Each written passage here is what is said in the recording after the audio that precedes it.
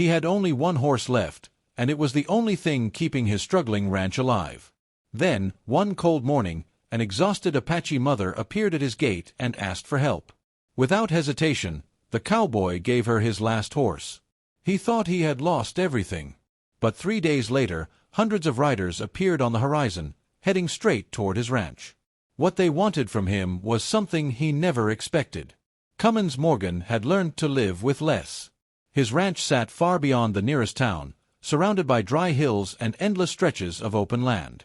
Once, the property had been busy with cattle, visitors, and the sound of horses moving through the pasture. Those days were gone. A long dry season had made everything harder. The grass was thin, the water supply was low, and Cummins had already sold most of his livestock just to keep the ranch running. Only one horse remained. His name was Copper. The chestnut gelding had been with Cummins for years. Copper was not simply a horse. He was Cummins's way of reaching the far fences, checking the distant pasture, and carrying supplies from town. Without him, Cummins would have to do everything on foot. Still, on a quiet morning, Cummins noticed someone approaching his ranch. A woman was walking slowly along the trail. She looked exhausted from a long journey.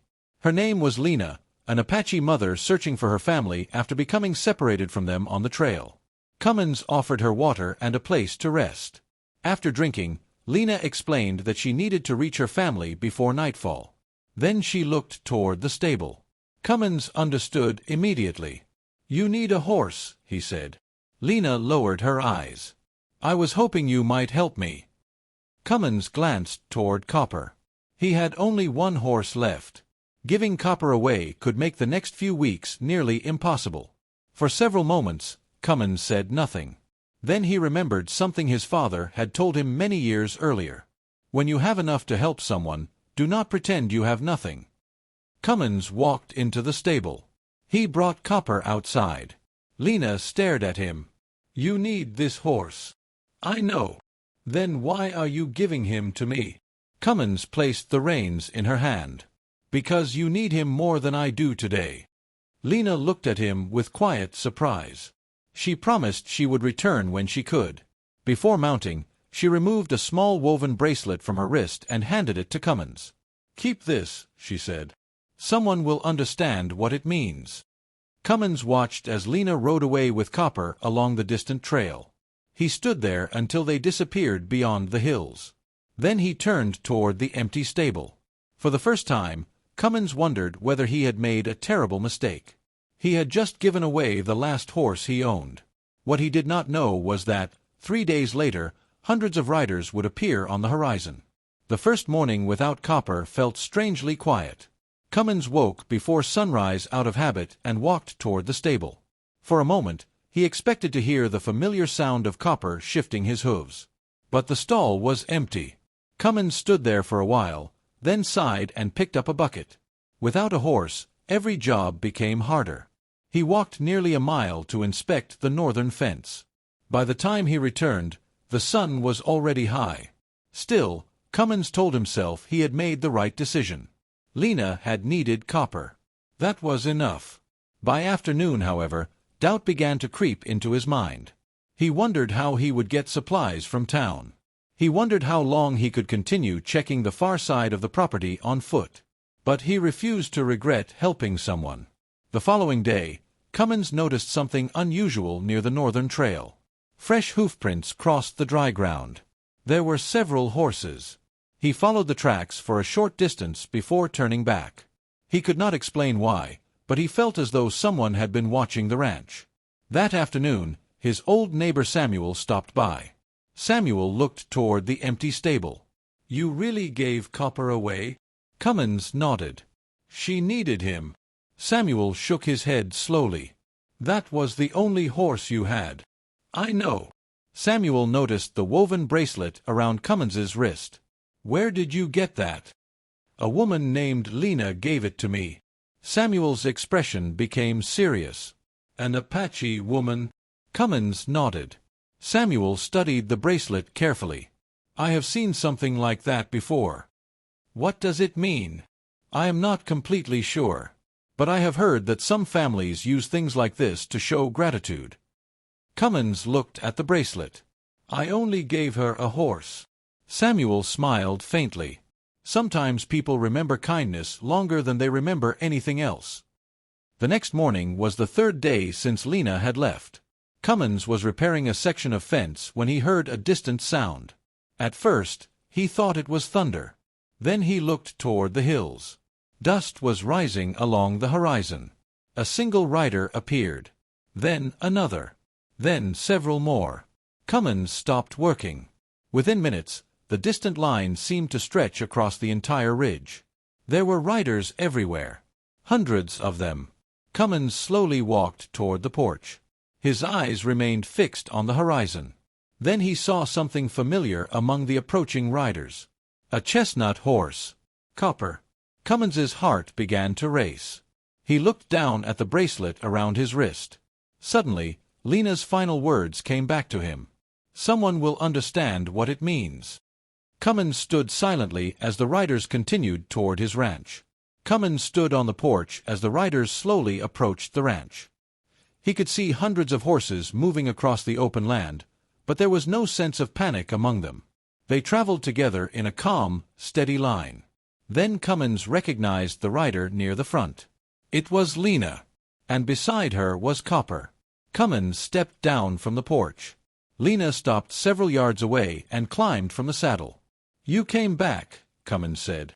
"I promised I would." Cummins looked at the riders behind her. "Who are they?" "My family," Lena replied. "And the people who heard what you did for me." Cummins looked confused. "I only gave you a horse." Lena smiled. "You gave me your last horse." She explained that when she reached her family, she told them what Cummins had done. They were surprised that a man with so little had willingly given away the one thing he depended on most. Word traveled quickly. The riders had not come to demand anything. They had come to thank him. Several people began unloading supplies from their horses. Food, tools, seeds, leather. Cummins stared at everything in disbelief. "I cannot accept this." An older man stepped forward. "You helped someone when you had almost nothing to spare. We are helping you for the same reason." Cummins looked at Lena. She gently touched the woven bracelet on his wrist. "That is why I gave you this." Cummins finally understood. The bracelet had been a simple promise that his kindness would not be forgotten. He looked toward Copper. The horse was healthy and calm. Lena smiled. "You gave him to me when I needed him. Now he has brought me back to you."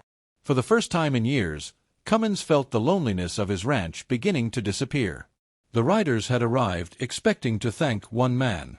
Instead, they were about to help rebuild his entire life. Over the next few days, Cummins's quiet ranch became a place filled with movement again. The riders helped repair broken sections of the fence and clear an old water channel that had been blocked for years. Cummins worked beside them, amazed at how quickly the ranch began to change. For so long, he had believed he had to handle every problem alone. Now he understood that accepting help was not weakness. One evening, Lena brought Copper back toward the stable. Cummins smiled when he saw the horse. "You brought him home." Lena nodded. "He helped me find my family. Now he belongs here again." Cummins placed a hand on Copper's neck. The horse seemed to recognize him immediately. Before leaving, Lena gave Cummins one final reminder. "You helped me when you had almost nothing. Never forget what that says about you." Cummins looked across the ranch. The broken fence was being repaired. The water channel was flowing again. The empty stable no longer felt empty. For years, Cummins had measured his life by what he had lost. Now he was beginning to measure it by what he could still build. As the riders prepared to leave, Cummins stood beside the open ranch gate. He realized that giving away his last horse had not been the end of his good fortune.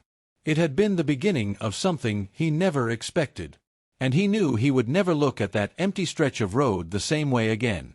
Weeks later, Cummins's ranch no longer felt like the lonely place it had once been. The fences were repaired, the water channel was working, and Copper had returned to his familiar stable.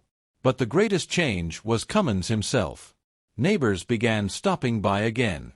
Travelers received water at his gate. The ranch slowly became a place where people felt welcome. One evening, Cummins saw Lena riding toward the ranch with a few members of her family. She stopped beside him and smiled.